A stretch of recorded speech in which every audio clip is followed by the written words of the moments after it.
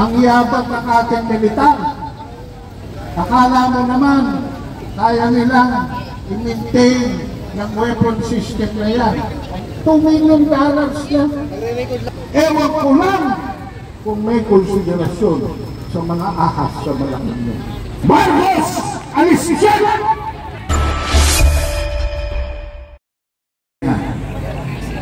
So anong binili niya?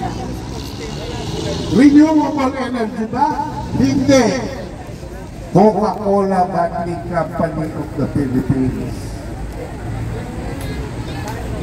Yung isang kaibigan ng ating Pangulo, yung may-ari ng Malampaya, si Enrique Rason, in-extend yung kanyang kontrata ng 15 taon, walang konsiderasyon para sa gobyerno, walang konsiderasyon para sa mamamayan. Ewan ko lang kung may konsiderasyon sa mga ahas sa Malacanang. I can go on and on and on, pero hindi ko tatapatan si Maharlika sa dami ng skandalo ng korupsyon na nagaganap sa administrasyon ito. Pero mga kabansa, hindi pa nagkasya dito.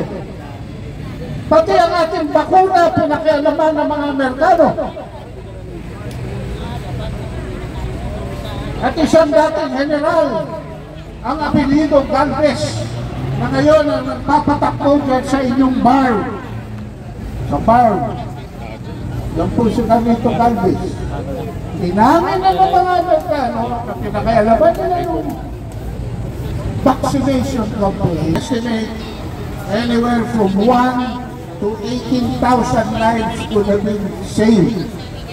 At bawat isa sa inyo siguro ay namatayan dahil sa COVID. So alam ninyo ang ibig ko sabihin. Pero mga kabansa, ngayon, sa kadahilanan ng Amerika ay nagpasok ng isang intermediate weapon system sa Northern Luzon. Hindi naman tayo nailagay sa mapa nuklear ng China. Ngayon, nasa mapa nuklear na rin tayo ng Russia at North Korea.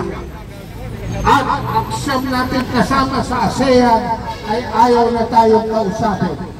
Dahil itong weapon system na ito ay maaaring maglayan ng 2,500 kilometers sa makatuwid. Abot ang Singapore, abot ang Malaysia, abot ang Indonesia, abot ang Thailand, abot ang Vietnam, abot ang Laos, abot ang Cambodia, abot ang Myanmar. Pero higit sa lahat, abot sa China at abot sa North Korea. Ang yabang ng ating militar. Akala mo naman, kaya nilang i-maintain ng weapon system na yan. Eh, isang misa lang ho, $2 million. Isang misa. Nagre-record lang daw eh. Isang quickis lang.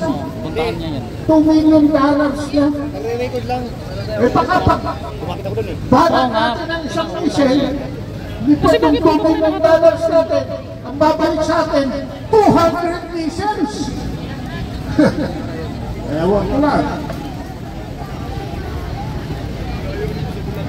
But today, I would like to end my presentation by citing an American whose name is Scott Ritter.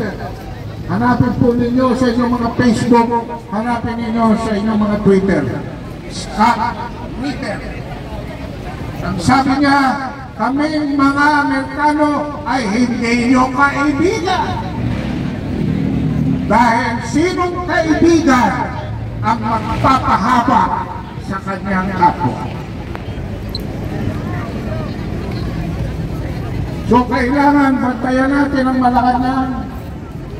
Kung hindi kapayapaan ang direksyon ng mga polisiyang lalabas sa palasyo, ito ay dapat natin tutunan bilang mga mamamayan na nagmamahal sa kapayapaan at kaunlaran. Hindi titigil ang Amerika sa paghahanap ng gera dahil gera ang kanilang industriya. Alam nyo ba mangyayari sa Ukraine? Kaya nila pinupulbos na parang pulburon ang Ukraine? Dahil mga Amerikano po ang magte-take over ng agrikultura nila. Mga Amerikano po ang magre-rehabilitate ng kanilang mga buildings. Mga Amerikano po ang negosyante ang makikinabang sa Ukraine. Wala pong matitira sa mga Ukrainians. Ukraine is the bread basket of Europe. At pagdating sa trigo, pagdating sa wheat, it is one of the top 3 suppliers of wheat sa buong mundo. Yan ay magiging industriya na ng mga Amerikano.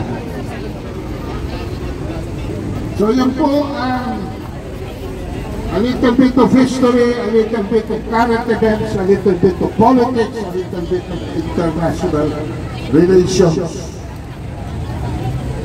Kung meron po kayong mga kapitbahay na magsasabi na pinaglalaban natin sa kanlurang karagatan ay dahil atin ito, huwag po kayong paloloko. Dahil yan po, dyan nagsisimula ang hindi pagkakaunawaan.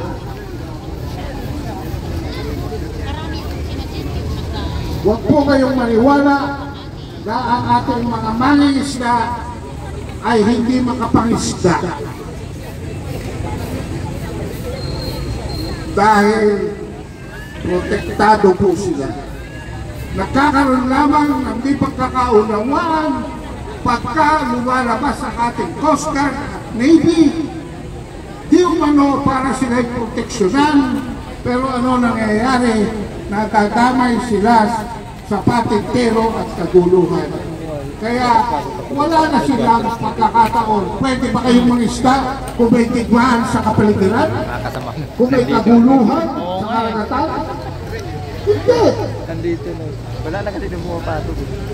Pero kung wala na ngayon, mga militar na nakikialam dyan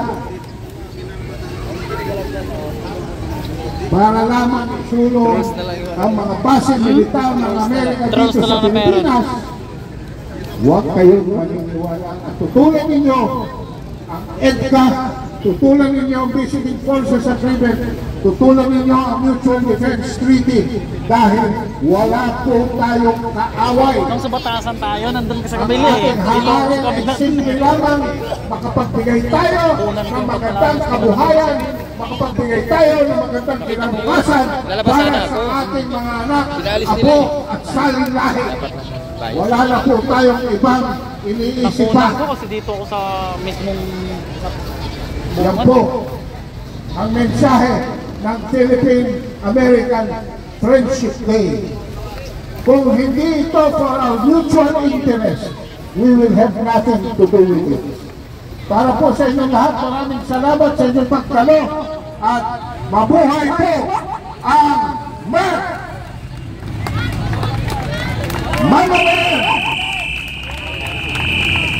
Mamabayan agree kay Duterte.